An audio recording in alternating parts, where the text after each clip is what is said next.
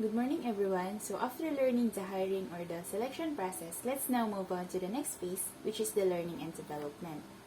Since the organization have the human resource present, the next thing they must do is to train and develop those selected individuals to enhance their skills and of course their knowledge for them to have a positive contribution to the company's set goals.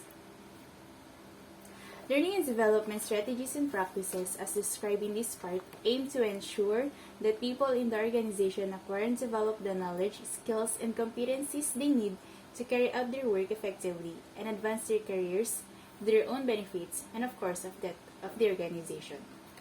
The term learning and development, or simply the L&D, has largely replaced that of human resource development, or the HRD, at least for practitioners. As for Rosemary Harrison, she observed that the term human resource development retains its popularity among academics, but it has never been attractive to practitioners. They tend to dislike it because they see its reference to people as a resource to be demeaning. Putting people on a par with money, materials, and equipment creates the impression of development as an unfeeling, manipulative activity, although the two terms are almost indistinguishable. Of course, we could be happy considering that the company only sees you as the resource per se. The terms are indeed often used interchangeably by commentators and practitioners, although the introduction of learning has emphasized the belief that what matters per individual is that they are given the opportunity to learn, often for themselves, with guidance of support rather than just being on the receiving end of what the organization provides.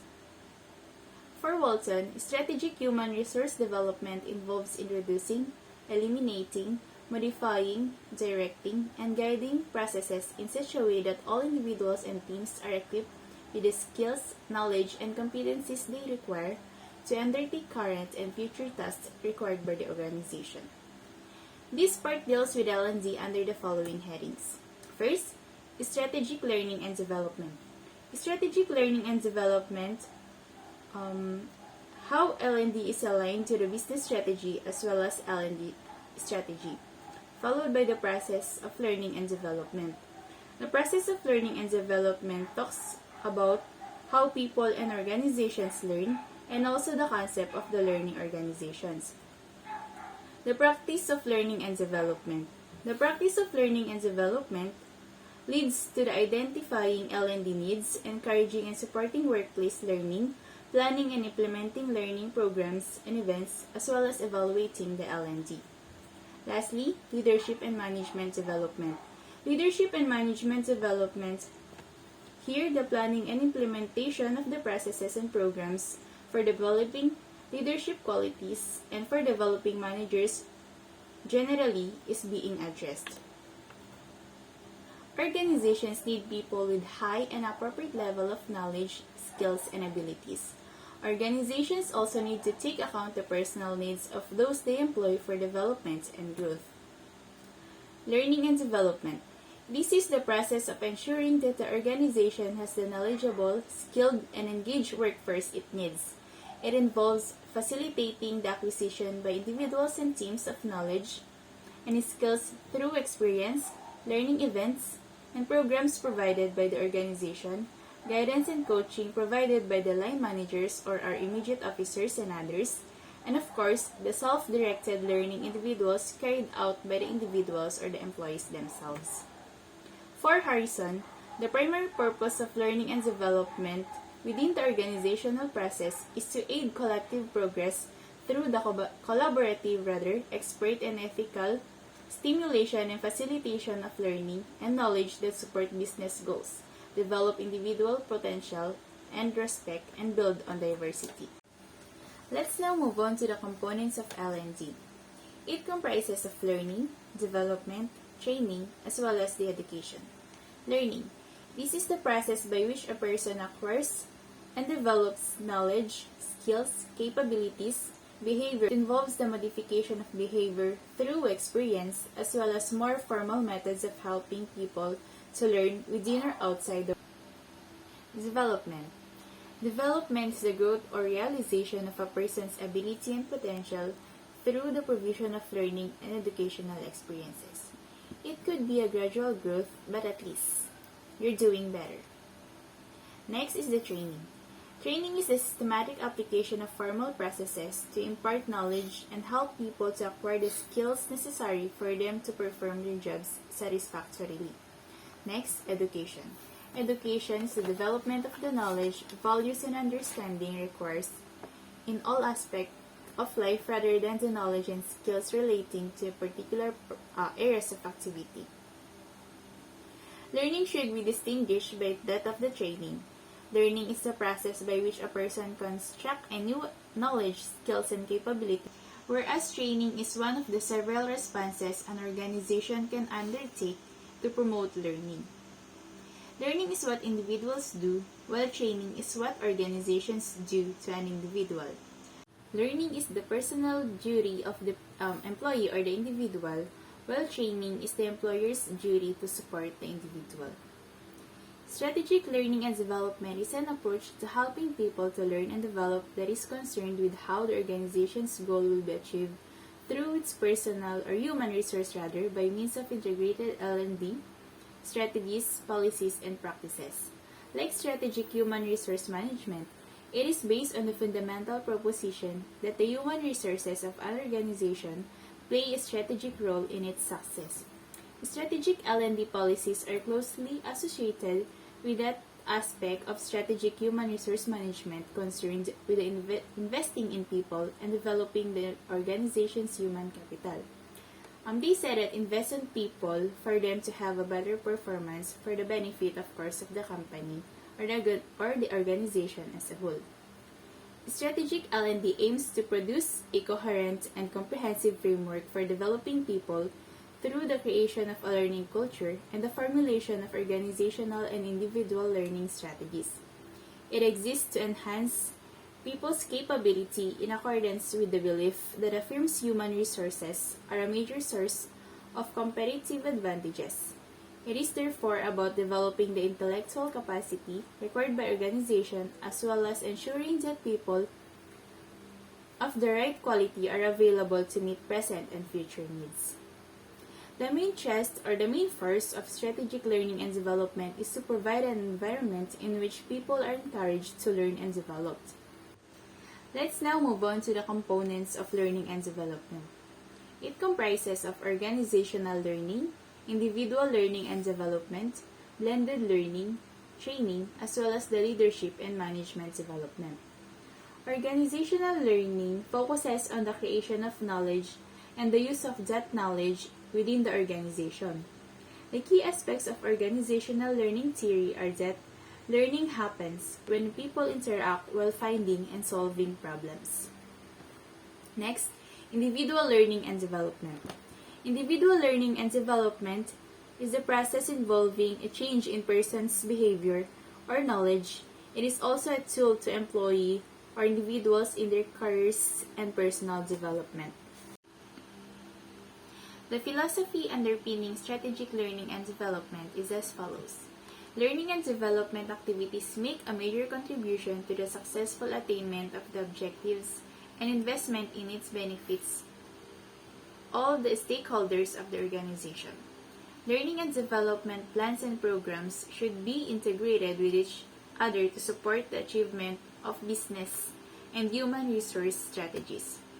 Learning and development should be performance-related, designed to achieve specified improvements in corporate, functional, team, and individual performance and make a major contribution to the bottom line results. Everyone in the organization should be encouraged and given the opportunity to learn to develop their skills and knowledge to the maximum of their capacity. The framework of individuals' learning is provided by personal development plans that focuses on self-managed learning and are supported by coaching, mentoring, and formal training. The organization needs to invest in learning and development by providing appropriate learning opportunities and facilities. But the prime responsibility for learning and development rests with that of the individuals or the employee, who will be given the guidance and support of their managers and as necessarily members of the human resource department. Impact of learning and development on performance. Research by Benabu examined the impact of various training programs on the business and financial results at 50 Canadian organizations. The conclusion reached was that in most cases, a well-designed training program can be linked to improvements in business results, and that return on investment in training programs is very high. Birdie, in their longitudinal study of 308 companies, found that extensive training produced a gain of nearly 6% in the value added per employee. Research by Aragon and Vail into the impact of training on the performance of managers established that firms that train their managers obtain better results than those that do not, and that the intensive training contributes to improved performance. Learning and development strategies. Learning and development strategies are the active components of an overall approach to strategic learning and development. They express the organization's intentions on how L&D activities will take place and provide guidance on how these activities should be planned and implemented. They are concerned with developing learning culture, promoting organizational learning, and providing for individual learning. A learning culture is one in which learning is recognized by top management, line managers, and employees generally as an essential organizational process to which they are committed and in which they encourage continuously. The characteristics of a learning culture are self-managed, learning not instruction, long-term capacity building, not short-term fixes, and empowerment, not supervision. As per Reynolds, he describes a learning culture as a growth medium in which employees will commit to a range of positive discretionary behaviors, including learning. He suggested also that to create a learning culture, it is necessary to develop organizational practices that give employees a sense of purpose in the workplace, grant employees opportunities to act upon their commitment, and offer practical support to learning. The steps required to create a learning culture as proposed by Reynolds are the following. First, develop and share the vision. Belief is a desired and emerging future. Followed by the empower employees. Provide supported autonomy, freedom for employees to manage their work within certain boundaries, policies and expected behaviors, but with support available as required. Provide employees with a supportive learning environment where learning capabilities can be discovered and applied, for example, peer networks, supportive policies and systems, and protected time for learning. Use coaching techniques to draw out the talents of others by encouraging employees to identify options and seek their own solutions to problems. Help employees know the whole process for them to better understand their jobs. And when time comes that their decision required in a certain situation, they can confidently decide for the organizations considering the laws and duties as well as the responsibilities attached on it. Guide employees through their work challenges and provide them with time, resources, and crucially, feedback. Lastly, recognize the importance of managers or the acting role models. Encourage networks, communities of practice. Align systems to vision. Get rid of bureaucratic systems that produce problems rather than facilitate work. Organizational learning strategies. Aim to improve organizational effectiveness through the acquisition and development of knowledge, understanding, insights, techniques, and practices. This is in accordance with one of the basic principles of HRM, namely that it is necessary to invest in people in order to develop the human capital required by the organization and to increase its stock of knowledge and skills. As stated by Ehrenberg and Smith, human capital theory indicates that the knowledge and skills a worker has, which comes from education and training, including the training that experience brings, generate productive capital. Individual learning comprises the processes and programs used to increase the capabilities of individual employees. Strategies for individual learning are driven by the organization's human resource requirements, which are expressed in terms of the skills and behavior required to achieve business goals. These strategies should cover how learning needs will be identified, the role of self-managed learning, the facilitation of workplace learning, support that should be provided for individual learning in the form of guidance, coaching, mentoring, learning resource centers, e-learning, and internal or external training programs and courses. The practice of learning and development should be based on an understanding of learning theory and the processes involved in learning and development. Individual learning comprises the processes and programs used to increase the capabilities of individual employees. Strategies for individual learning are driven by the organization's human resource requirements, which are expressed in terms of the skills and behaviors required to achieve business goals. Individuals learn for themselves, but they also learn from other people through their managers and co-workers. They learn mainly by doing experiential learning and to so much lesser extent by instruction. The ways in which individuals learn will differ, and what they learn will depend largely on how well they are motivated or self-motivated. Discretionary learning, or the self-directed or self-managed, takes place when individuals of their own volition actively seek to acquire the knowledge and skills they need to carry out their works effectively. It should be encouraged and supported. Self-directed learning is a learning strategy that forces individuals to take ownership and responsibility for their own learning through setting their personal learning strategies, goals, and targets, and then executing them in a set period of time. The 70-20-10 model for learning and development is based on research conducted by the Center for the Creative Leadership. The model explains that people's development will be about 70% from work experience, about 20% from social learning or through their managers by example and feedback and by fellow workers, and the 10% from courses and reading. Key learning theories under this. First is reinforcement theory. Based on the work of Skinner, this expresses the belief that changes in behavior take place as a result of an individual's response to events or stimuli and the ensuing consequences, or rewards and punishment.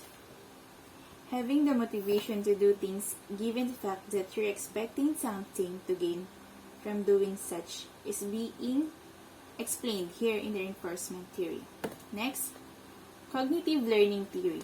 Learning involves gaining knowledge and understanding by observing information in the form of principles, concepts, and facts, and then internalizing it.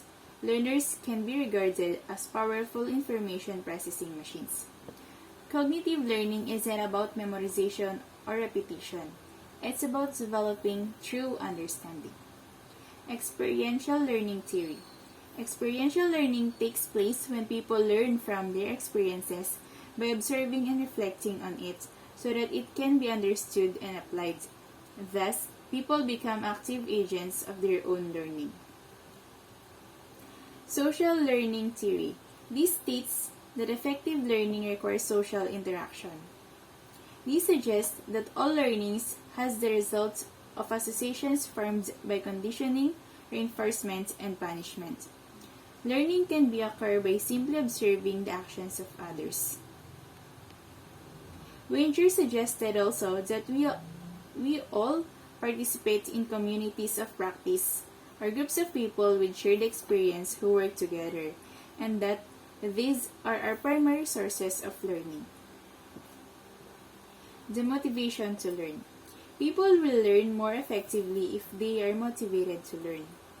As Reynolds commented, the disposition and commitment of the learner, their motivation to learn, is one of the most critical factors affecting training effectiveness. Under the right conditions, a strong disposition to learn enhanced by solid experience and a positive attitude can lead to exceptional performance. The two motivation theories are particularly relevant to learning. First, expectancy theory. This states that goal-directed behavior is driven by the expectation of achieving something that the individual regards as desirable. If individuals feel that the outcome learning is likely to benefit them, they will be more inclined to pursue it. When they find that their expectations have been fulfilled, their belief that learning is worthwhile will be reinforced. Expectancy theory motivation, or the valence instrumentality expectation theory. It is the person's motivation in which it is directly tied to an expected outcome as a result of their hard work and labor. Valence refers to the level of value that an individual places on the rewards as a function of their needs, goals, and values. The employee's or individual's preferences will determine the level of the valence present for motivation. Next is the goal theory. This states that motivation is higher when individuals aim to achieve specific goals, when these goals are accepted, and although difficult, are achievable, and when there is feedback on performance. Learning goals may be set for individuals, but to be effective as motivators, they must be agreed. Or individuals may set their own goals or self-directed learning. For example, what is your goal in doing this master app? Learning styles. Learning theories describe in general terms how people learn, but individual learners will have different styles. The two most familiar classifications of learning styles are those produced by Kolb and Honey and Mumford. Kolb identified a learning cycle consisting of 4 stages. These stages are defined as follows. First, concrete experience. These can be planned or accidental. Concrete experience. Having the actual experience, a learning ability or mode that requires feeling or sensing when learning from experiences. Next, the reflective observation. This involves actively thinking about the experiences and its significance. Reflective observation of the new experience. The learner here reflects on the new experience in the light of their existing knowledge of particular importance or any inconsistencies between experiences and understanding. Next, abstract conceptualization. Abstract conceptualization reflection gives rise to a new idea or a modification of an existing abstract concept. Generalizing from experience to develop various concepts and ideas that can be applied when similar situations are encountered. Testing the concepts or ideas in new situations. This gives rise to a new concrete experience and the cycle begins again. Here, the newly created or modified concepts gives rise to new experimentation. The learners apply their ideas to the world around them to see what happens. Effective learning is seen when a person progresses through a cycle of 4 stages. First, having a concrete experience followed by observation of reflection on that experience, which leads to the formulation of abstract concepts or the analysis, and generalization or the conclusions, which are then used to test a hypothesis in future situations, resulting in new experiences. Kolb further explains that different people naturally prefer a certain single different learning style, wherein various factors like social environment, educational experiences, or the basic cognitive structures of individuals can influence a person's preferred style. When we were in college, perhaps some of us tend to choose being at the library, some perhaps can read alone or having their personal silent hours. First, activists. Activist people who learn best by doing things. They like to get their hands dirty in the sense na mas prefer nilang gawin yung bagay na yun for them to experience it firsthand. And they are enthusiastic about being thrown in it and at the deep end and trying new things. They love to tackle problems using brainstorming sessions with others to figure things out. They are more happy to lead these sessions themselves. When their enthusiasms for an experience begins to wane, they immediately start to look for the next challenge. Next, theorists are people who learn best by understanding the theory behind something is the way it is. They need models, concepts, and facts to be able to learn effectively. They enjoy analyzing and assimilating information to form their own theories. They value logic and rational thinking. What they are learning must have a logical purpose in order for them to engage in it. They like to be able to ask questions so that they can form their own opinions. Next is the pragmatist. They learn best when they can see how what they are learning can be put into practice in the real world. They like to take a new idea they have learned and immediately try to put it into practice. They want to seek out new ways to use what they have learned in practice. They are practical, down-to-earth types who like to get on and get things done. Lastly, the reflector. These are the people who learn best when they can observe others and think about what they have just observed. They avoid jumping straight in and prefer to watch first. They like to collect data from many sources and perspectives, then think about it thoroughly before reaching any conclusion. They are cautious and like to consider all the angles before committing to action. However, none of these four learning styles is exclusive. It is quite possible that one person could be both a reflector and a theorist, and someone else could be an activist pragmatist, a reflector pragmatist, or even a theorist pragmatist. Learning style theory can be used in the design and conduct of learning events or personal development programs. Learning situations can be set up to fit the learning style of participants. The problem is that persons who do not necessarily have a single learning style, and there certainly will be a large range of style in any learning group. It may therefore be difficult to fit the approach to the style. People learn all the time and through doing so acquire knowledge, skills, and insight. But they will learn more effectively if they learn how to learn.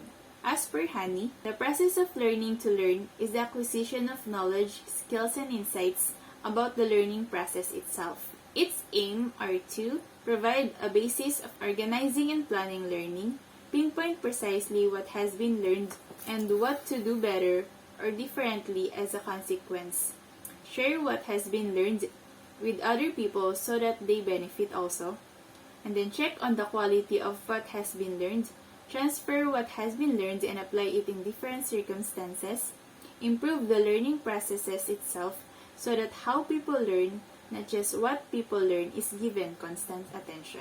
The concept of learning curve refers to the time it takes an experienced person to reach the required level of performance in a job or task, which is sometimes called the Experienced Workers Standard or simply the EWS. The learning curve, but rates of learning vary depending on the effectiveness of the training, the experience, and the natural aptitude of the learner and the latter's interest in learning. Learning is often stepped with one or more plateaus. While further progress is halted, this may be because learner cannot continually increase their skills or speed of works and need a pause to consolidate what they have already learned. Organizational learning theory is concerned with how learning takes place in organizations. It focuses on collective learning but takes into account the proposition made by Argyris that organizations do not perform the actions that produce the learning. It is individual members of the organization who behave in ways that lead to it. All the organizations can create conditions that facilitate such learning. A learning organization was described by Senji, who originated the idea as one where people continually expand their capacity to create the results they truly desire, where new and expansive patterns of thinking are nurtured, where collective aspirations is set free, and where people are continually learning how to learn together. Further definitions of the learning organizations were provided by Wick and Leon, stated that it was one that continually improves the rapidly creating and refining the capabilities required for future success. Pedler also referred to it as an organization that facilitates the learning of all its members and continually transforms itself. Garvin suggested that learning organizations are good at doing 5 things. First, systematic problem solving, followed by the experimentation, learning from the past experience, learning from others, and lastly, transferring knowledge quickly and efficient throughout the organization. Let's first discuss the systematic problem solving. Systematic problem solving, which rests heavily on the philosophy and methods of the quality movement. Its underlying ideas include relying on scientific method rather than guesswork or diagnosing problems, what Deming called the plan to do, checked act cycle, and others referred to as hypothesis generating, hypothesis testing techniques. Data rather than assumptions are required as the background to the decision making, what quality practitioners call fact-based management, and simple statistical tools such as histograms, Pareto charts, and cause and effect diagrams are used to organize data and draw inferences. Experimentation. This activity involves a systematic search for and testing of new knowledge. Continuous improvement programs Kaizen are an important feature in a learning organization. Experimental theory. Experimentation with new approaches includes the systematic search for systematic testing of new knowledge. Comprises both one-time or the demonstration project and continuous experiments or the research and development. Next, learning from past experience. Organizations review their successes and failures, assess them systematically, and record the lessons learned in a way that employees find open and accessible. This process has been called the Santayana Principle, quoting the philosopher George Santayana, who coined the phrase, "Those who cannot remember the past are condemned to repeat it." Learning from past experiences or learning from individual experiences and history requires constant reflection upon success and failures to provide implications applicable to all individuals. Learning from others. Sometimes, the most powerful insights come from looking outside one's immediate environment to gain a new perspective. This process has been called SIS, for Steal Ideas Shamelessly. Another more acceptable word for it is benchmarking, a disciplined process of identifying best practice organizations and analyzing the extent to which what they are doing can be transferred with suitable modifications to one's own environment. Learning from the experiences and best practices of others comprises benchmarking with clients or other external organizations to develop new ideas. Lastly, transferring knowledge quickly and efficiently throughout the organization by seconding people with new expertise or by education and training programs as long as the latter are linked explicitly with implementation. Transferring knowledge quickly and efficiently throughout the organization through written or oral reports, personnel rotations, or training. Personal rotations wherein you're going to rotate your job description. I mean, yung work mo today may not be your workload for the next month.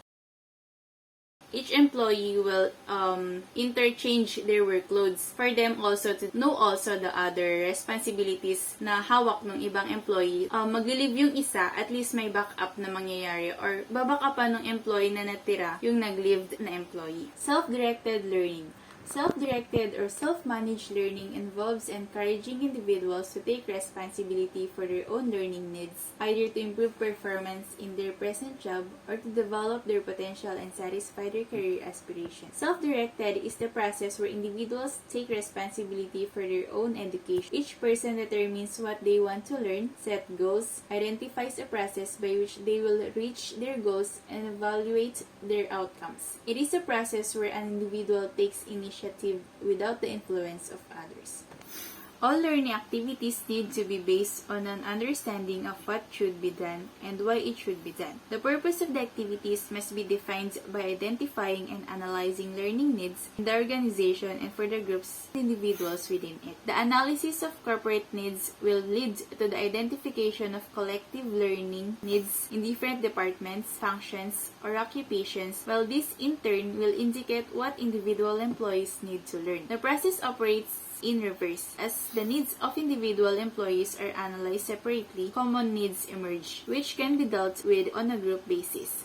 Gap analysis. Learning needs analysis is often described as the process of identifying the learning gap, the gap between what is and what should be, and the gap analysis involves identifying the gap between what people know and can do and what they should know and be able to do, so that the learning needed to fill the gap can be specified. Information on the nature of the gap may be obtained by one or more of the methods described below. But this deficiency model of training, only putting things right what have been gone wrong is learning is much more positive than that. It should be concerned with identifying and satisfying development needs, fitting people to take on extra responsibilities, acquire new skills to deal with changing work demands, or develop a range of skills to facilitate multitasking. Multitasking requires deeper understanding on the job specification and on the process as a whole. Approaches to learning and development.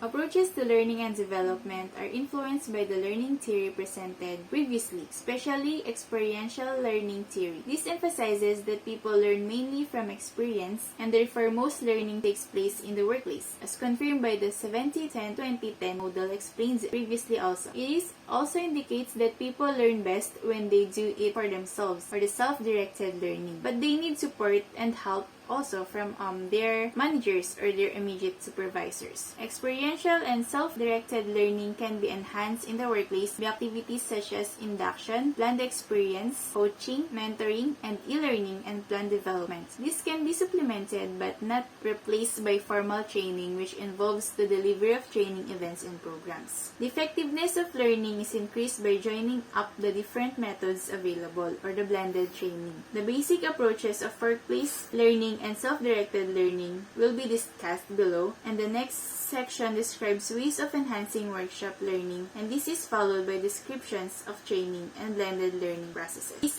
Workplace learning is experiential learning. It is learning by doing and by reflecting on experience so that it can be understood and applied. Workplace learning is largely an informal process, although line managers have an important part to play in facilitating it. It involves self-directed learning, and it enhanced by coaching, mentoring, and e-learning, and more formal planned experiences.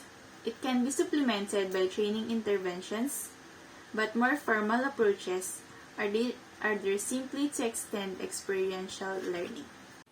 Effective learning was, however, dependent on the employee's confidence, motivation, and capability.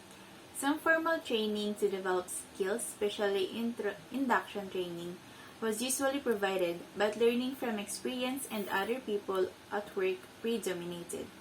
Reynolds observed that the simple act of observing more experienced colleagues or senior co-employees can accelerate learning, conversing, swapping stories, cooperating on tasks, and offer mutual support deepen the solidify process. This kind of learning, often very informal in nature, is thought to be the best, more effective in building proficiency than more formalized training methods. The characteristics of workplace learning were explained by Stern and Summerland as follows. The workplace is a site of learning. In this case, learning and working are spatially separated with some form of structured learning activity occurring off or near the job. This may be in a training island, in a department, or on the shop floor where the production process is reproduced for trainees. Next, the workplace is a learning environment. In this approach, the workplace itself becomes an environment for learning.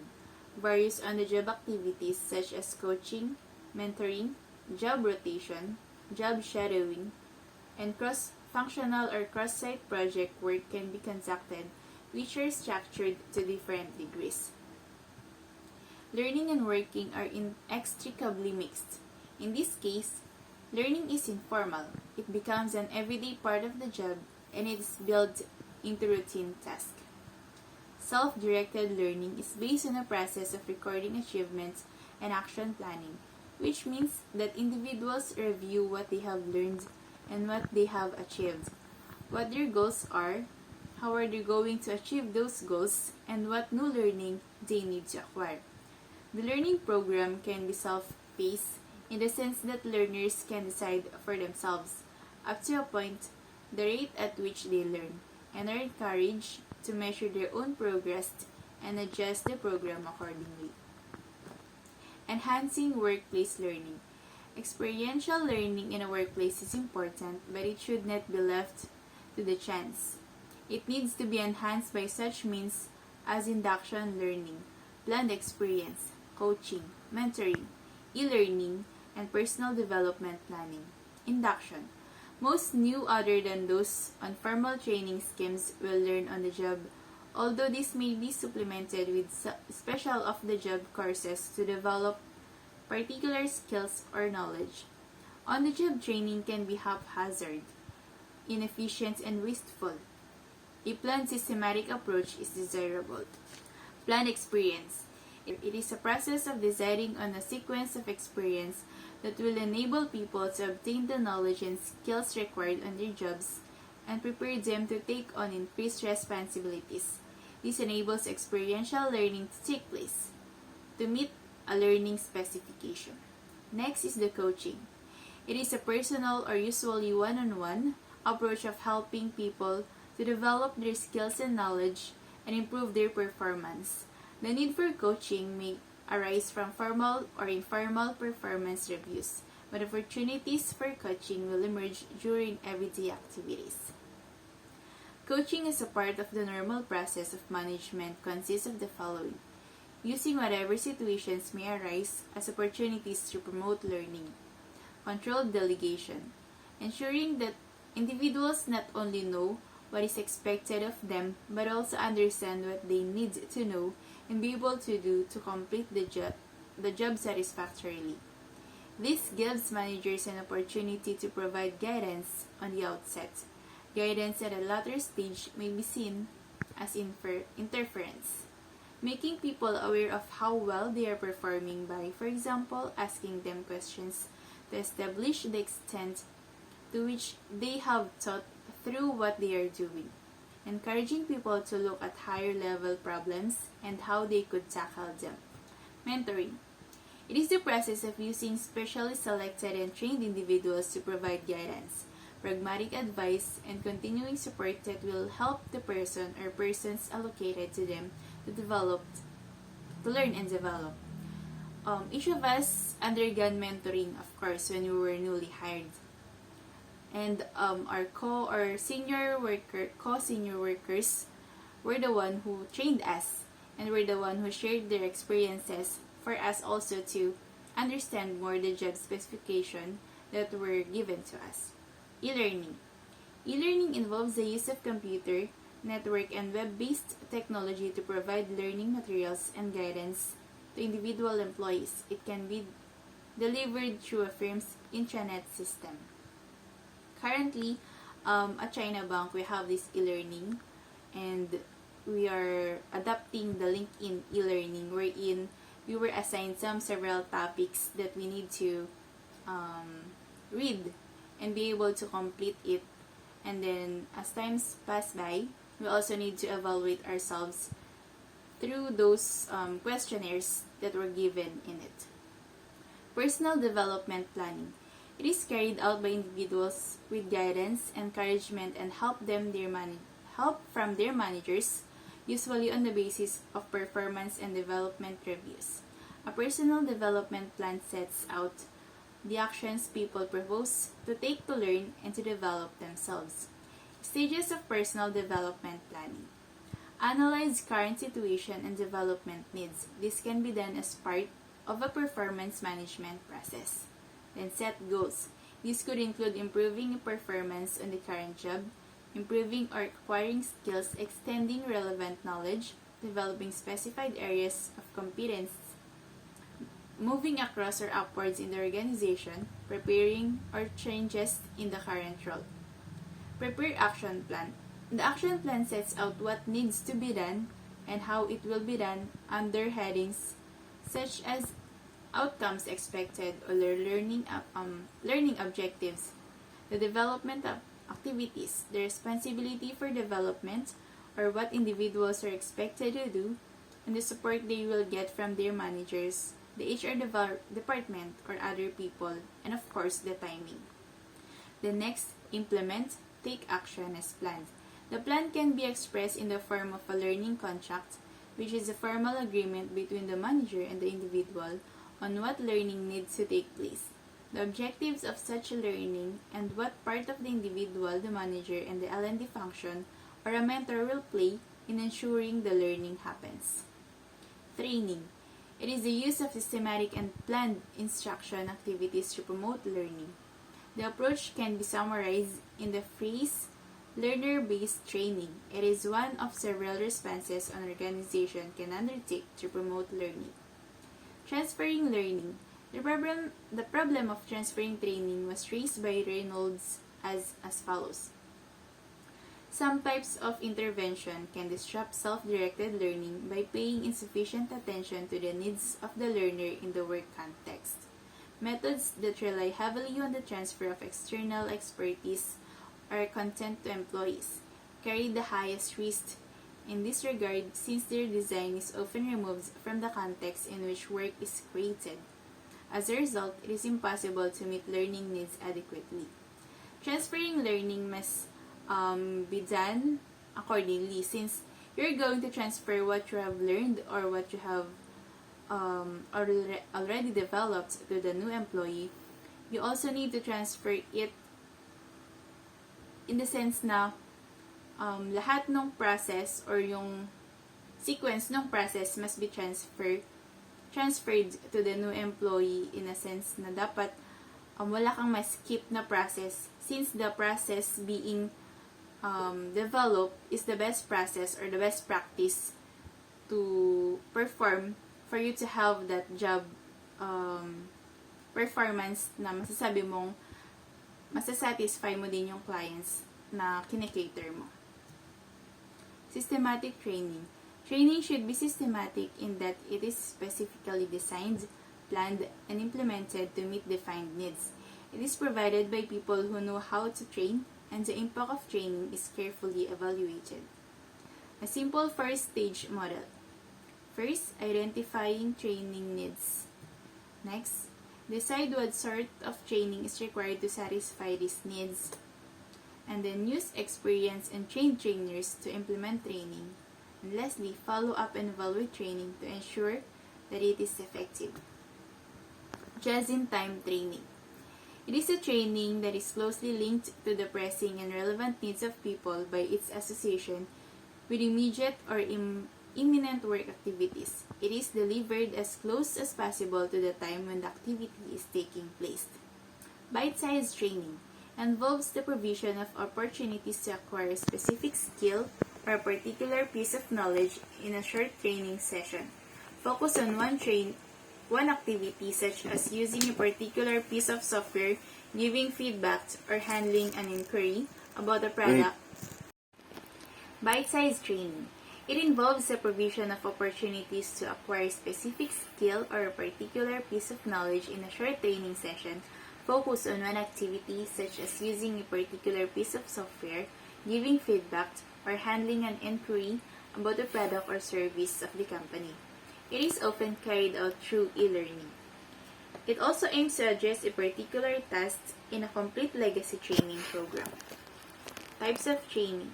Training programs or events can be concerned with any of the following: manual skills including apprenticeships, IT skills, team leader or supervisory training, management training, interpersonal skills, for example, leadership, team building, group dynamics, neuro-linguistic programming, personal skills, for example, the assertiveness, coaching, communicating, time management. Time management is very important for us to develop, of course, and it is being used especially in a critical situation wherein we are expected to deliver those processes in a short period of time, of course, in an efficient manner, which is being time-bounded. Training in organization procedures or practices, like for example, the induction, health, and safety. Performance management, equal opportunity or managing diversity policy and practice. Planning and delivering learning events. This process of planning and delivering learning events and programs is described by the ADDIE model, which has 5 phases: analysis, design, development, implementation, and evaluation. On analysis phase, the learning goals and objectives are established, and the learning environment and learners' existing knowledge and skills are identified. On the design phase naman, The design phase deals with subject matter analysis, the program outline, and the use of learning aids and assessment instruments. Development phase. The detailed program is constructed as conceived in the design phase. This covers the session plan, the outline content, and learning outcomes of each session, methods of delivery, preparation of visual aids, handouts, supporting materials, and exercises, the arrangement for administering the program, the main lecture room, the syndicate rooms, projectors, flip charts, etc., and the final printed version of the program for the distribution to nominating managers and later to the delegates. Next, implementation phase. The program is implemented as planned. Evaluation phase naman, each session is evaluated by the program director and at the end by participants. The impact of the program on performance is measured on the degree to which it is met expectations assessed. Blended learning, previously discussed na to. Blended learning is the use of a combination of learning methods to increase the overall effectiveness of the learning process by providing for different parts of the learning mix to complement and support one another. Approach to evaluation. It is the planning stage that the basis upon which each category of learning event or program is to be evaluated should be determined. This means defining expectations and the impact that the event will make in terms of criterion behavior, the performance standards, or changes in behavior on the job to which achieved if a learning process is to be regarded as successful. And terminal behavior, the actual work behavior of learners when they complete their learning program. The aim is to establish the extent to which the event has achieved its purpose. At the same time, it is necessary to consider how the information required for evaluation should be obtained and analyzed. These areas are need to be evaluated are planning, conduct, reactions, outcomes. On planning, the extent to which needs were properly evaluated and objectives set. Conduct, how well the program or event was organized and managed, the degree to which the inputs and methods were appropriate and effective, and its cost compared with the budget. Reactions, what participants felt about the program. Outcomes, the impact on the event made on individual, departmental, and organizational performance. The more care that has been taken in the assessment of needs and the more precise the objectives, the greater will be the possibility of effective evaluation. This is the basis for conducting evaluation at various levels.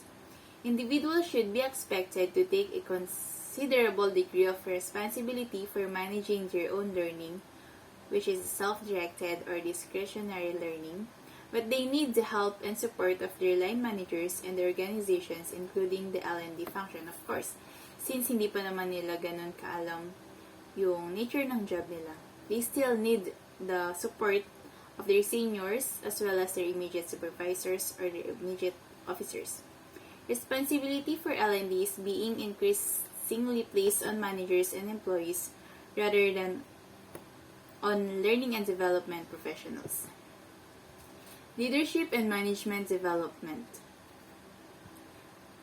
The prosperity, if not the survival of any business, depends on the performance of its managers of tomorrow. Leadership and management development provides for managers to have the leadership and managerial qualities required to achieve success. They form a vital ingredient in talent management in association with the career planning and career management activities. Of course, it is also important na ma-enhance din yung leadership and management skills ng mga officers natin, since they will be the one who will be leaders or will be leading the whole team. They still need to develop new skills and develop their knowledge as well as their understanding towards the broader scope of their work or the whole process ng kanilang department. The nature of leadership and management. There has been much debate on how leadership differs from management. The problem is that leadership involves management and management involves leadership, so that it may be difficult to separate the two. Leadership means inspiring people to do their best to achieve a desired result. It involves developing and communicating a vision for the future, motivating people and securing their engagement. As the leader, you must have to have this set of skills. First, inspire others. Next, persuade others willingly to behave differently. Clarify what needs to be done and why. Communicate a sense of purpose to the team. Understand, as established by research conducted by the Tamkin, that leaders cannot create performance themselves but are conduits for performance through their influence on others. Then, get the team into action so that the task is achieved. Management. Develop relationship and a focus on the customer, building partnerships with both internal and external customers. Balance technical and generic skills, the technical aspects of management and the management of human relationships. Bennis viewed managers as those who promote efficiency, follow the rules, and accept the status quo, while leaders focus on challenging the rules and promoting effectiveness. Cutler naman saw managers as being the one who plan budget, organize and control, while leaders set direction, manage change, and motivate people. For Hersey and Blanchard, they claim that management merely consists of leadership applied to business situations. Or in other words, management forms a subset of the broader process of leadership. For Birkensaw, he commented, by dichotomizing the work of executives in this way, Carter, Bennis, and others squeezed out the essence of what managers do and basically left them with the boring work that leaders don't want. His view on the leadership versus management debate was that leadership is a process of social influence concerned with the traits, styles, and behaviors of individuals that cause others to follow them. For Burgoyne, he observed that both management and leadership are needed and need to work closely together, often though the same person or team. For Mintzberg, he summed it up as he often did when he wrote, "Let's stop the dysfunctional separation of leadership from management. You all know that managers who don't lead are boring, dispiriting, while leaders who don't manage are distant or disconnected." The term leadership development has replaced management development, perhaps because the importance of ensuring that people have leadership qualities has been recognized, while it's believed that they can be safely left to acquire management skills in other ways, for example, for experiences. However, the two are different even though they are closely associated. Leadership development. It is sometimes said that leaders are born, not made. This is a rather discouraging statement for those who are not leaders by birthright. It may be true to the extent that some exceptional people seem to be visionaries, have built-in charisma, and a natural ability to impose their personality on others. For Bolden, leadership development are reflection, practice, self-awareness, personal support, opportunities to apply learning, and relevance to work. As for Burgoyne, leadership development in the wildest sense involves the acquisition, development, and utilization of leadership capability or potential for it. Management development is concerned with improving the performance of managers in their present roles, preparing them to take on greater responsibilities in the future, and also developing their leadership skills. For Baldwin and Paget, it is a complex process by which individuals learn to perform effectively in a management role. Also, a systematic approach to management development is necessary to meet the needs of organizations for the talented managers they require, and because the increasingly onerous demands made on line managers mean that they have to possess a wider range to develop skills than ever before. Formal approaches to management development consist of processes and events that are planned and provided by the organization. This should be based on the identification of development needs. The methods of learning needs can be used to determine collective needs. The formal approaches that can be used are plan experience, which includes job rotation, job enlargement, taking part in project teams or task groups, and secondment outside the organization. This is possibly the most effective approach on the grounds that managers learn to manage mainly by managing. Next, coaching. A personal and usually one-to-one approach to helping people develop their skills and levels of competence. Next, mentoring. The process of using specially selected and trained individuals or the mentors who will provide guidance, pragmatic advice, and continuing support that will help the person or persons allocated to them to learn and develop. Action learning. It is a method of helping managers develop their talents by exposing them to real problems. They are required to analyze them, formulate recommendations, and then take action. Action outdoor learning. Getting teams of participants to carry out physical activities so that they can learn about how they act under pressure as team leaders or team members. The use of performance management. Processes to provide feedbacks and satisfy development needs. This would be a competency base in the sense that they would specify the competencies. Training by means of internal or external courses. Next, structured self-development. Following a self-directed learning program set out in a personal development plan and agreed as a learning contract with the manager or management development advisor. Informal approaches to management development makes use of the learning experiences managers encounter during the course of their everyday work. Managers are learning every time they are confronted with an unusual problem, an unfamiliar task, or are moved to a different job. This is where informal or at least semi-formal approaches can be used to encourage and help managers to learn more effectively. This comprises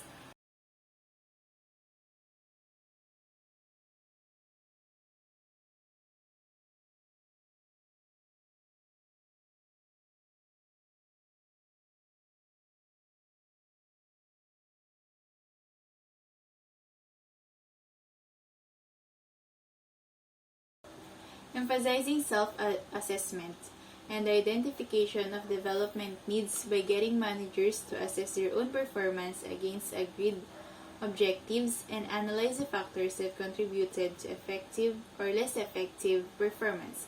This can be provided through performance management. Next, getting managers to produce their own personal development plan self-directed learning programs. Encouraging managers to discuss their problems and opportunities with their manager, colleagues, or mentors to establish for themselves what they need to learn or be able to do. Helping managers to understand their own learning styles so that they can make the best use of their experience and increase the effectiveness of their learning activities. This guidance may have to be provided more formally. The role of the organization. The traditional view is that the organization need not concern itself with management development. The natural process of selection and the pressure of competition will ensure the survival of the fittest. Emphasizing self-assessment and the identification of development needs by getting managers to assess their own performance against agreed objectives and analyze the factors that contributed to effective or less effective performance. This can be provided through performance management. Next, getting managers to produce their own personal development plan self-directed learning programs. Encouraging managers to discuss their problems and opportunities with their manager, colleagues, or mentors to establish for themselves what they need to learn or be able to do. Helping managers to understand their own learning styles so that they can make the best use of their experience and increase the effectiveness of their learning activities. This guidance may have to be provided more formally. The role of the organization. The traditional view is that the organization need not concern itself with management development. The natural process of selection and the pressure of competition will ensure the survival of the fittest. The role of the individual. Development is always self-development. Nothing could be more absurd than for the enterprise to assume responsibility for the development of a man. The responsibility rests with the individual's, his abilities, his efforts. But he went on to say,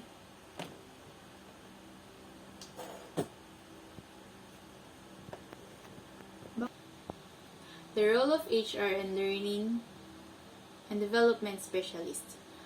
HR and learning and development specialists still have an important role to play.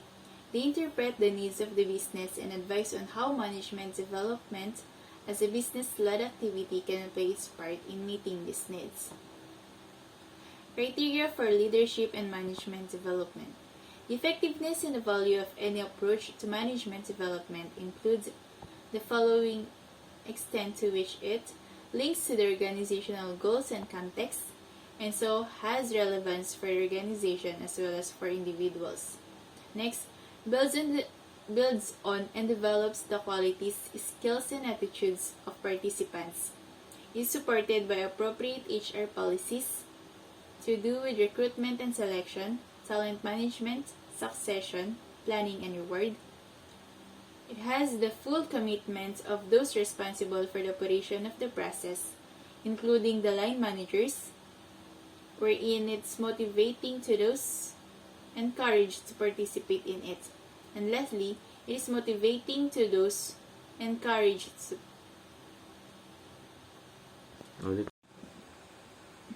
Criteria for leadership and management development. The effectiveness and value of any approach to management development include the extent to which it links to organizational goals and context, and so has relevance for the organization as well as for its individual.